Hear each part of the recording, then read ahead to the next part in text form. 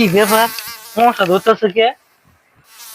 Machine তো চলতেছে, দেখি তো মেশিন ডিস্টার্ব নাকি?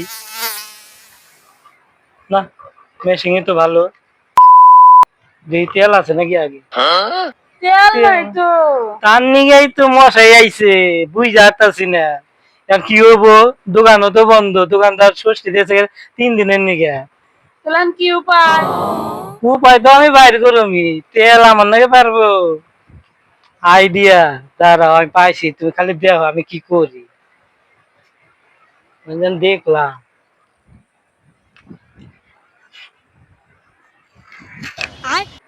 এই দেখো, এটাতে কি হবো? দেখো না কি করি।